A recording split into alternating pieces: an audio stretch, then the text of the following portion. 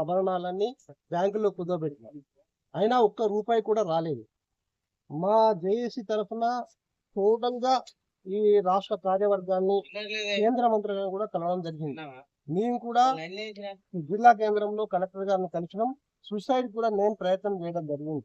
అప్పుడు పోలీసు వాళ్ళంతా నన్ను తీసుకుపోయి బయట మాట్లాడితే నేను పోలీసు వాళ్ళని కూడా ప్రయత్నిస్తాను. ఏమనంటే మీరు 1 నెల జీతం ఇవ్వకుంటే 2 నెలల జీతం ఇవ్వకుంటే ఊరుకుంటారన్నా, మాకు ఇప్పటికీ 45 లక్షలు రావాలి, వస్తలేవు, మేము మాకు అప్పు ఇచ్చిన వాళ్ళంతా మా మీద ఎగబడుతున్నారు, మరి ఇస్తారా ఇవ్వరా?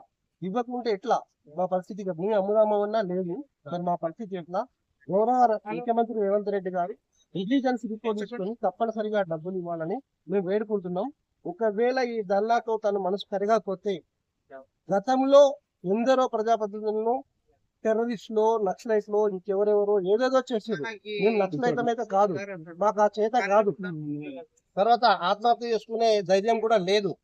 భవిష్యత్తులో మా డబ్బులు మాకు ఇవ్వకపోతే మేము కూడా ఏదో ఒక రకంగా మారి మా సంగతి ఏందో చూపిస్తాం.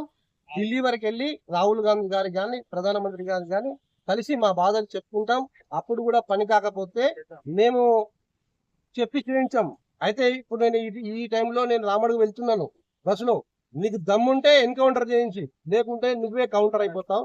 జాగ్రత్త ముఖ్యమంత్రి గారు, దయతో నీకు మంచిగా చెప్తున్నా. కౌంటర్ అంటున్నా, నిన్ను ఎన్కౌంటర్ అంటే నన్ను ఎన్కౌంటర్ చేయొచ్చు, కానీ నేను కౌంటర్ అంటున్నా.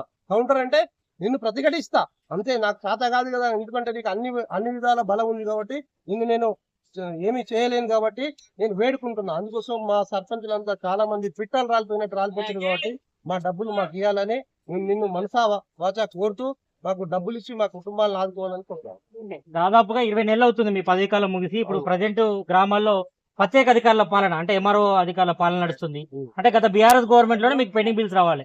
మరి ఇప్పుడు కాంగ్రెస్ గవర్నమెంట్ వచ్చి దాదాపు 19 నెలలు కావాల్సి వస్తుంది. మరి దానికి కారణం కూడా బీఆర్ఎస్ గవర్నమెంటే కదా. మరి ఇప్పుడు ఈ గవర్నమెంట్ కూడా బిల్స్ ఇవ్వాలని మీరు ఎట్లా డిమాండ్ చేస్తున్నారు? పనులు చేసినవన్నీ ప్రజల కోసం చేసినాం. ఇప్పుడు రేవంత్ రెడ్డి 5 నెలల్లో పనులు చేస్తాడు, తర్వాత ప్రజలకు ఉపయోగపడవా అని అడుగుతున్నాను నేను కూడా అదే విధంగా పనులు చేస్తాం. ప్రజలకే ఉపయోగపడుతున్నాయి, ప్రభుత్వాలకే ఉపయోగపడుతున్నాయి. మేము ప్రజల క్షేమ కొరకే పనిచేస్తాం, ప్రజల సౌలభ్యం కొరకే చేస్తాం. మేము ఒక శ్మశాన వాటిగా కట్టాం. అంతకుముందు గ్రామాలలో శ్మశాన వాటిక లేదు, ఎవరి పొలం దగ్గర వాళ్ళు పెట్టినట్టు.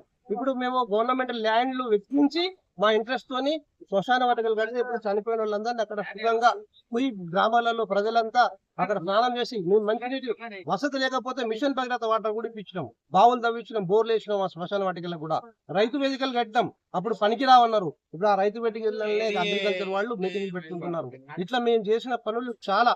నేను లైబ్రరీ కట్టాను, లైబ్రరీలో ఎవరు చదువుకుంటారంటే ప్రజలు కాదా? గ్రామ పంచాయతీలో సులభ్ కాంప్లెక్స్ కట్టాను, ఎవరు వాడుకుంటారంటే ప్రజలు కాదా? ఇవాళ నేను ఈ 5 ఏళ్ళు చేశాను, తర్వాత ఇప్పుడైతే లేను, నేనైతే వాడుకోను కదా.